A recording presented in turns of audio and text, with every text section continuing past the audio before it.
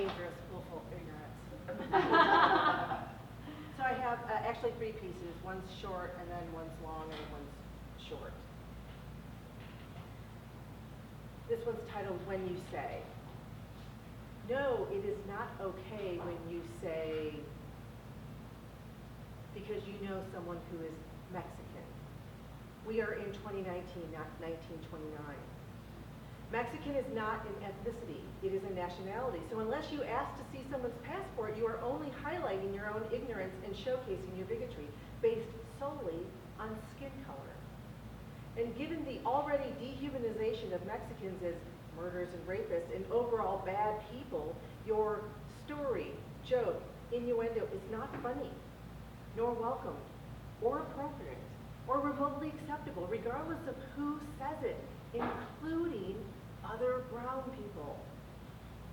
If you knew anything about real Mexican people, you know the ones actually born, bred, and living in Mexico, then you would understand that any ignorant behavior you saw was the furthest thing from the gracious, warm, and almost annoyingly well-behaved manners of an entire culture and country. What you saw was social economic American immaturity. On that particular day it was brown. On other days it is white, or black, or yellow. Pick a color. Racism is based on race plus power, the same as sexism is based on gender plus power. There is no such thing as reverse anything unless that race or ethnicity or gender is in the majority and has the power.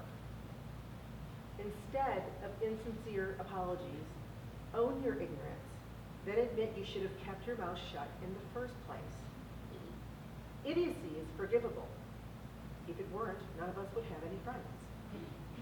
It's when you go on and on and on, trying to explain how what you said, did, believe is not wrong. This is when you actually emphasize your embedded prejudices, those things which millennials have renamed unconscious bias.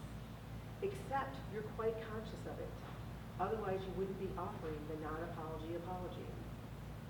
I'm sorry if you were offended. No, you were offensive. Own it.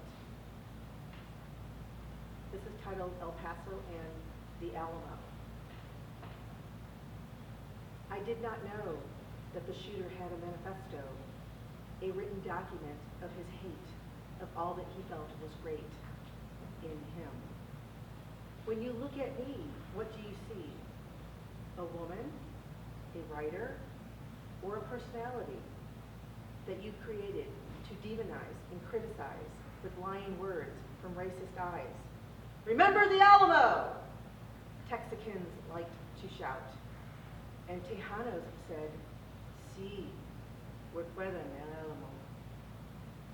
We were there first. It was already our land. Tejanos fought for Texas independence from Mexico and the United States.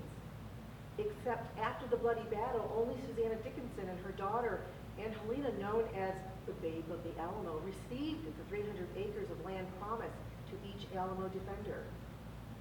There were 9 other babes of the Alamo, but they were brown. Their ancestors having lived on the land for 200 years before it was even named San Antonio, before white resettlers started to show up. 22 Tejanos inside the Alamo survived alongside the Dickinsons, and no one in this room even knows their names. Juana Navarro Perez y su hijo Alejo, Gertrude Navarro, Andrea Castro de Villanueva, Petra Gonzalez, Ana Salazar Esparza y sus 4 hijos, María, Enrique, Manuel y Francisco, Concepción Cubrier Lozoya y sus 2 hijos, Victoriana de Salinas y sus 3 hijos.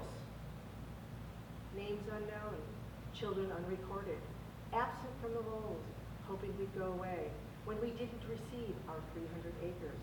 Yet here we are, still standing until shot down, in broad daylight. Except today, these surnames will forever be recorded in history.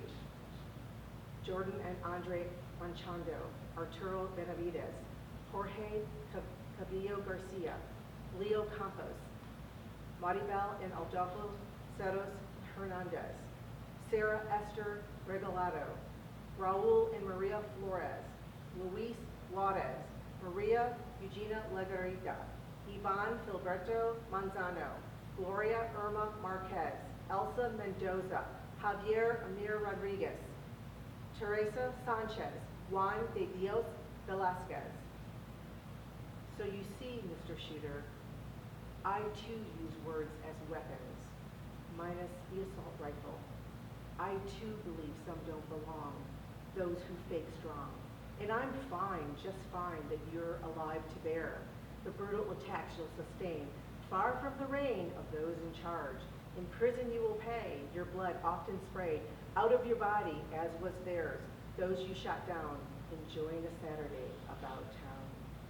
You claim and overwhelm, in Browns we agree, you never should have invaded. Look what you created, hate and lies, changing the story of how you won glory. Through disease and genocide, you still cannot hide the truth. They will beat you senseless as you rot in jail because you failed to remember we were here first. This one is politically correct.